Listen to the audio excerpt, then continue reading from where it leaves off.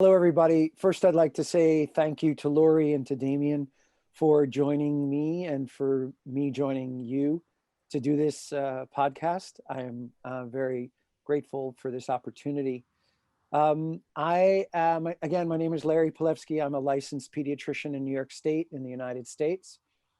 And I've been a physician for 33 years practicing pediatrics, and I've had experience in all walks of pediatric life in pediatric emergency rooms, intensive care units, neonatal intensive care units, inpatient pediatric wards, outpatient clinics, delivery room medicine, newborn medicine, and in private practice.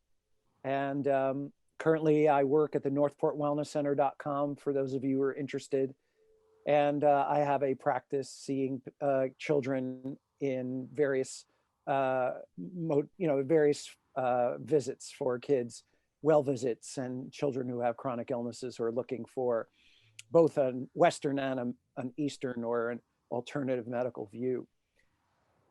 But this subject of vaccines has been controversial long before I knew that it was controversial. I mean, when I started medical school in 1983, I had no idea that there was a reason to question the subject of vaccines. All I knew was they're safe, effective, give them, and there was nothing really more to know or to even ask about. But it wasn't until 1998 when I started becoming aware that there were questions to ask. And me being the kind of person who I am, I kept asking questions. And that's how I was trained in medical school. I was trained to ask questions. I was trained to think critically. And certainly it seems like this was not a subject I was trained to think critically in, but everything else I was able to think critically in. So the one question that I ask to start is, what happens to us as individuals when we hear the word vaccine? What does it do to each of us energetically? How does our physical body respond to the word? And then to look at the collective. How does the collective view the word vaccine when it hits our nervous systems? And certainly I have seen two very stark responses, both individually and collectively. The word vaccine to many brings up real violence, anger, frustration, pain, sadness, and death, because there are many in the world who've had family members who died, who've had children who've died, who've had family members who were maimed and permanently damaged. And the anger arises when they know in their heart of hearts that their experiences are real, and those around them completely tell them that they don't know what they're talking about, and any relationship to vaccines is merely a coincidence. But the other personal as well as collective experience that I see when the word vaccine is mentioned is savior, protector, I'm safe, they will keep us healthy, they will protect us. And it almost brings up this idea of idol worship, that we can breathe easier because we're going to have a COVID-19 vaccine. And we can trust and we can devote our deepest love to those who are going to produce the thing that's going to free us and give us our sovereignty. And that is strikingly discouraging for me, because there's really very little thought process that goes into that individual as well as collective response when the word vaccine comes. And of course, a lot of that comes out of fear, the fear of the pandemic, the fear of, not being able to work, the fear of not being able to see your loved ones, your elderly loved ones, your kids going to school. But I really would like to challenge that individual response and that individual devotion, as well as the collective response and the collective devotion to what I am perceiving as almost idol worship, almost a sense of devotion to false gods and false prophets. And what that does, Lorie, as you said, is it really removes us from our sovereignty, because it takes us out of the equation of accountability and responsibility and ultimately sovereignty. And so I'm asking questions about this vaccine, and I'm going to throw out a couple of questions and see how it sits for us individually, how it sits for us collectively, and to see what is blocking our nervous systems to actually accept the possibility that not only do we not know enough about this vaccine, but is there enough information to make us much more cautious than ever before. And so the question that I would ask is this really a vaccine? Because this material that they're saying is a vaccine is based on a technology that we have never used before in vaccines at all. And so again, when you hear the word vaccine, there's all of a sudden this blind devotion. Oh, it's a vaccine, therefore it is the savior.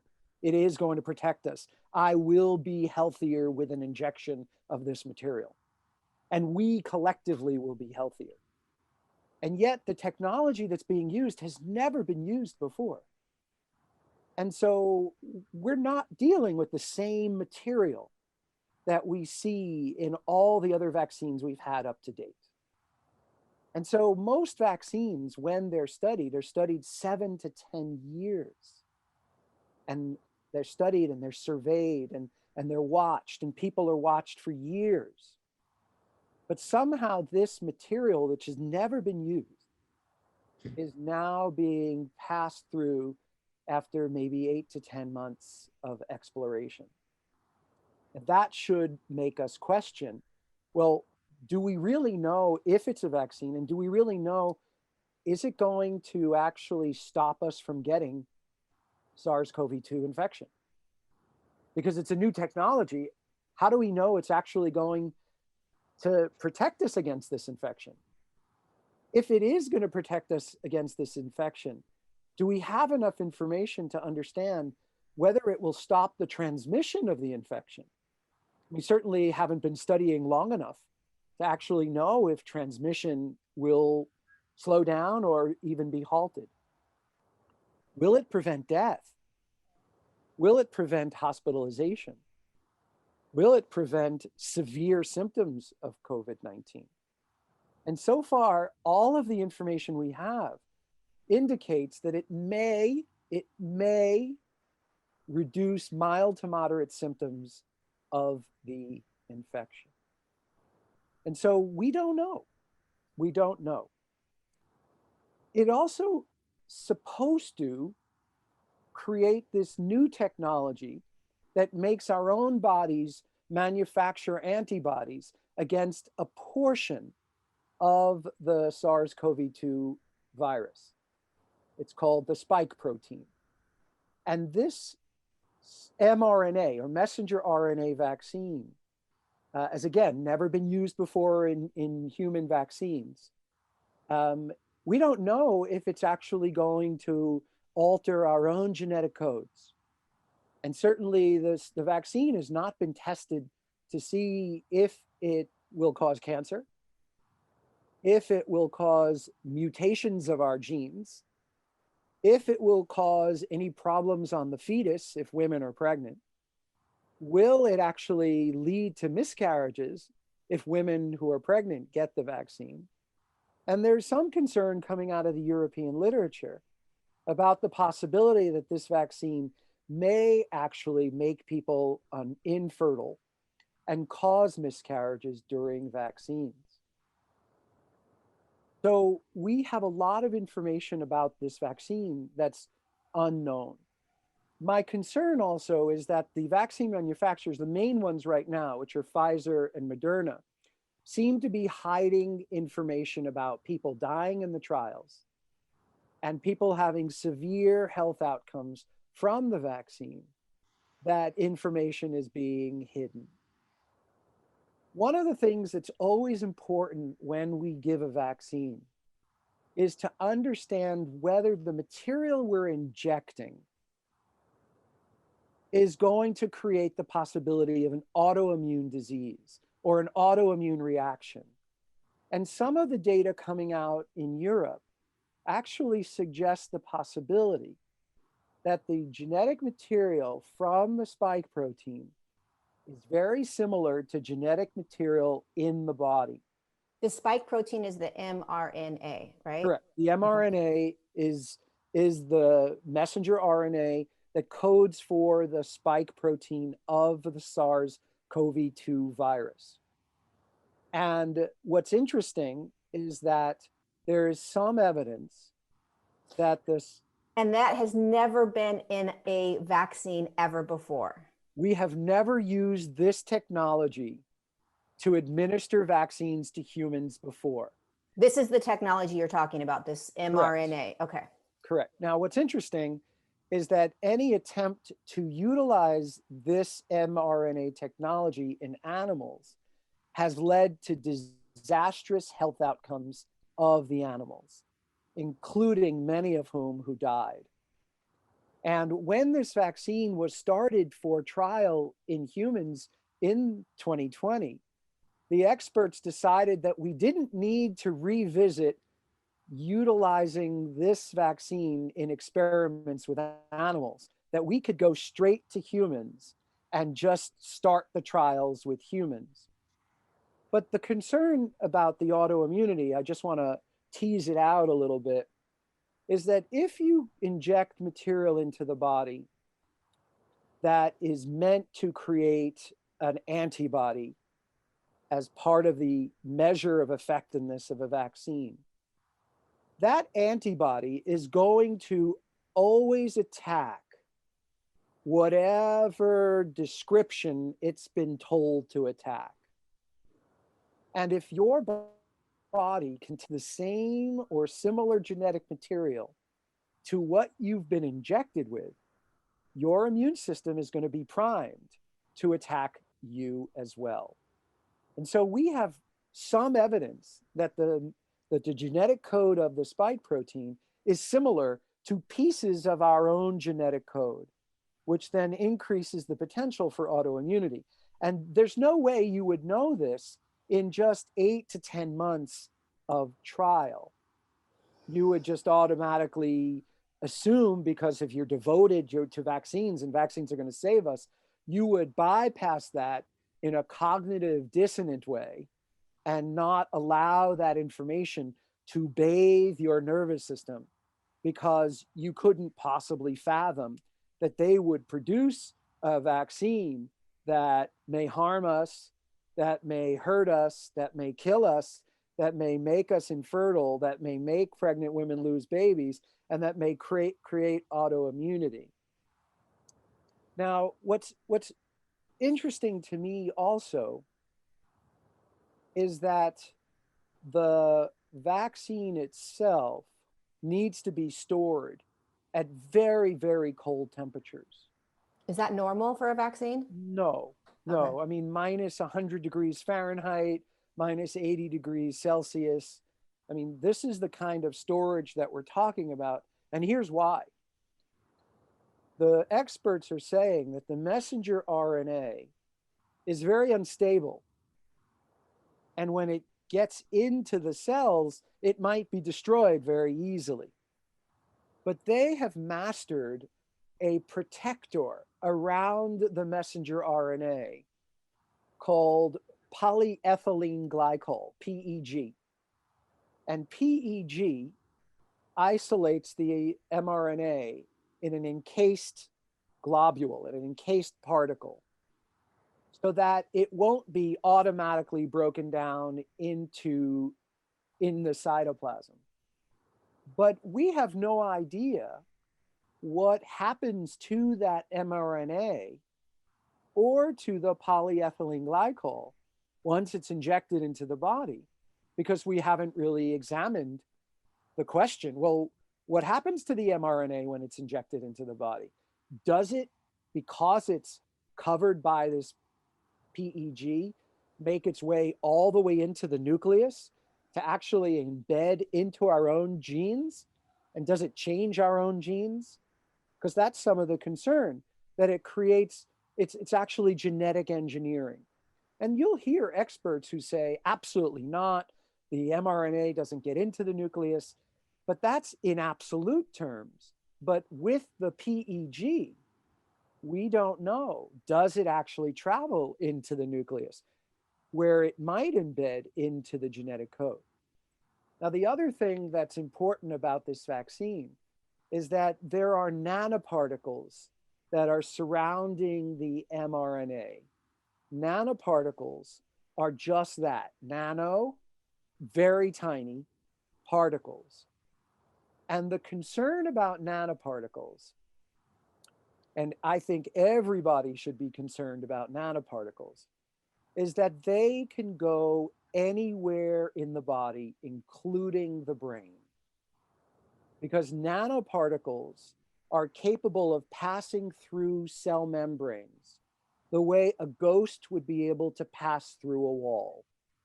And so even if there's a bouncer at the cell membrane, the nanoparticles can bypass the bouncer and just go into the cells without any restriction. And so is this nanoparticle material going to get into the brain? And if it is such a strong nanoparticle, can it go all the way into the nucleus of the cell and create genetic alteration? And I think because we don't have answers to any of these questions, including the fact that we don't even know if the vaccine is a vaccine or is going to protect us from this illness, we have to really look at our presuppositions about vaccines. And then ultimately, and this is where I'm going to pass it off to both of you, ultimately, what do we do when we entertain the possibility that our external authorities are not doing right by us? Can you open your system to that possibility and explore it for yourself and come to your sovereignty, come to your inner knowing, and use caution, use the precautionary principle, especially knowing that the recovery rate from this illness is greater than 99%. And yes, there are people who know people who died of this illness.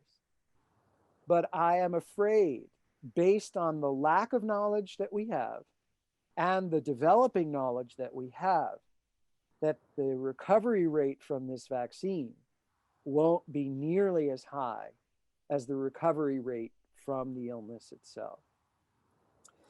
One last thing. Yeah. So good. The only reason that this vaccine could get pushed through the way it is because of something in the United States called the Emergency Use Authorization, EUA. And the only way that you can pass through a vaccine like this without proper federal approval and without proper scientific studies is if the medical system can show that there is no other alternative. In other words, there's nothing that could treat this illness or to help people prevent this illness other than a vaccine. And there are hundreds, if not thousands, of medical doctors in the United States and around the world who have legitimate, real-time clinical experience of using medications orally and through nebulizer and supplements and nutraceuticals and homeopathy and herbs to successfully recover patients who never even needed hospitalizations. And all of the authorities around the world have decided to censor that information as if the experiences of these doctors and the experiences of these patients are not real. And that should raise a little bit of an alarm and say, well, wait a second, if doctors have a way to prevent it and a way to treat it, why would we need an emergency use authorization to push this vaccine through in a way that's unprecedented, that really has not been effectively studied, and does raise a number of scientific alarms? So Thank you so much, first of all, because that was so clear. Somehow I understood everything you said, and I have no idea how I understood it. So you did an excellent job. There's a couple things I want to state. This is not about creating fear. This is about creating empowerment. This entire conversation is about empowerment and sovereignty, and really opening our eyes and saying, the only way through is through. Meaning we have to look at this, even if it creates anxiety, stress, worry, fear, whatever may be induced within you if you're listening to this. It's okay. But this is a piece of breaking down the system. This is a big piece that is being broken down and dismantled, but at the same time, we have to be able to walk through it and make the choice and understand, and maybe have cognitive dissonance, which is like, there's no freaking way this is true. We have to just get it out there and speak about it and educate ourselves, because that's what's happening. We can't ignore this. And I think that this cognitive dissonance is a powerful piece in this, which is, there's no way they would do this to me, blah, blah, blah, blah, blah. And I mean, that's just what it's just part of it, right? This cognitive dissonance piece is just part of it.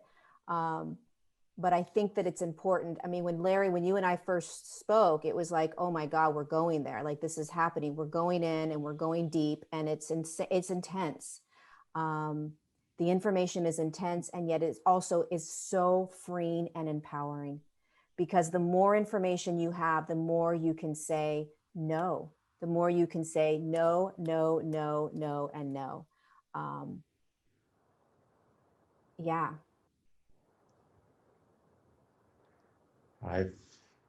It's very clear and very direct. I can feel it on a soul level. I don't know, how long do we know each other now, Lorie? About 15 months, 16 months. 15 months. So I know from the beginning, I know when we sat together, I knew there was something there we had to work through. And my system in the beginning, when you told me about the vaccine information, because I've worked with many doctors over the years and worked with many people who were telling me about the vaccine information, my system was turned off and looking away, even though you were telling me things before. And it wasn't until I really addressed what was in my own system from my own information, which I received. I always work from what I received. I can't talk about anyone else's experience. But my experience of vaccines in my system was a disconnection from my God state, from my subtle bodies. So we're in the 3D world, and spirit has so much more. We have so much more, like what I spoke about in the beginning about embodiment. So we've so many senses and instincts and feelings and emotions and subtle bodies, which are non-physical, which are being activated right here, right now.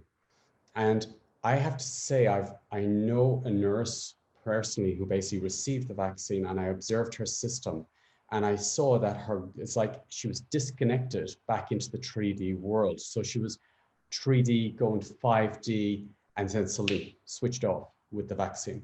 So I can see my perception, what I can talk about, because I work with energy and I can see the fields and the subtle bodies. It's like we all have a creator code in us, in our DNA, and spirit is an energetic field. We are much more than the physical body. We're spirit in a physical body, in the physical cells. And everything, there's no limitations of us. And we have abilities which are unbelievable. And we're only remembering and discovering them right here, right now. And they're getting stronger and stronger and stronger. And then the vaccine comes along and it turns them off. And it basically, what I observed in the vaccine information, this is embodiment. It takes the person, it turns off the connection with embodiment, basically. And you're back in the 3D world, back in fear, back in mind, back in control, disconnection from oneself. Now, I always look at and take self-responsibility and say, okay, where is it in me? And where's my responsibility and sovereignty here? Where did I give it away? Because my ancestors are in my DNA. And this is going back through many ancestral lines. I even went back last night and I found it with Anunnaki, basically, where the humans had a contract where we said, okay, we'll work for you like servants, slaves. And there's an old, in the DNA cells, I realized there's still a contract which the humans have made with Anunnaki, which needs to be released from the system. And that's basically, we're in service to the false gods, in service to giving our power, our sovereignty away to these false gods. And really, when you go inside, creation is inside you. And what I've realized through working, because I'm working with the medical system for years, and I'm working with self-healing and regeneration of the body and the cells and the DNA. And I know through personal experience of working with myself and working with everybody that I've worked with, that we have the power to heal ourselves on every level. And we are creators, and we have sovereignty of our own health. And every time we give our responsibility away to Father, which is the system, we're giving away a piece of our trust and trust in ourselves. So it's about really going back, taking self-responsibility and reflection. And it's not to create fear here, but just really give awareness that we're all going back to wholeness and source, but how long does that journey have to be? I feel we're just in days about to make a shift into total embodiment on a collective scale and awakening on a collective scale. So it's interesting how these vaccines have come in at this point. Why right now at this specific date when we're just embodying? Why now? And what is behind the systems and behind all the closed doors? Who is making these decisions at the moment? And why is this almost planned right here, right now, when we're just going into embodiment?